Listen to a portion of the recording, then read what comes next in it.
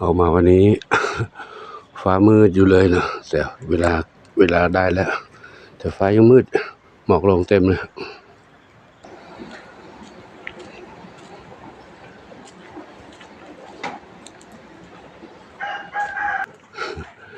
บรรยากาศยามเช้าหมอกลงเต็มเย็นหนาวเย็นรถล้างเงียบกริ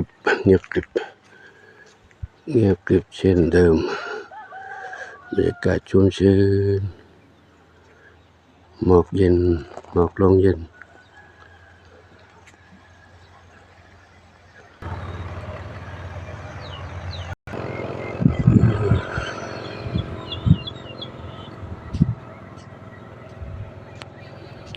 เจนคงไม่ออกมาแล้วหนาวเนี่ย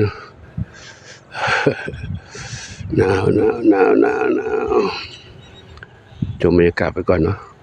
ชมบรรยากาศชุ่มฉ่ำไปดูกัน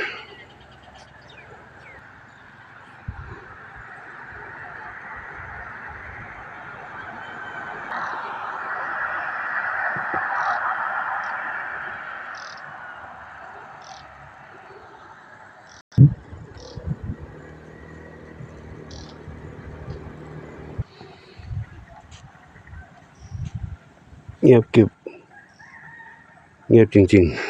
ๆไม่มีรถเลยไม่เห็นรถไม่เห็นคนเลย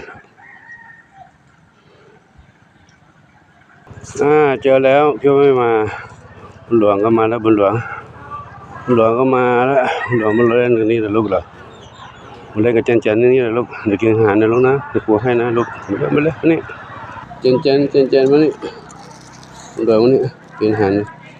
เล่นกันมาเล่นกันแต่เช้าเลยเล่นกันในเช้าออกกำลังกายคลายหนาวลูกเหรอออกกำลังกายคลายหนาว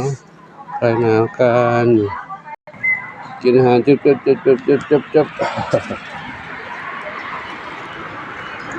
เจนกินนั่นนู่นกินนั่นดิ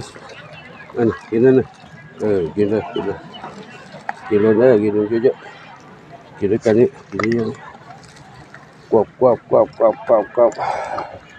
กันปูขอยุติคลิปนี้ไว้เท่านี้ก่อนเนาะขออนุโมทนาสาธุกับทุกท่านที่รับชม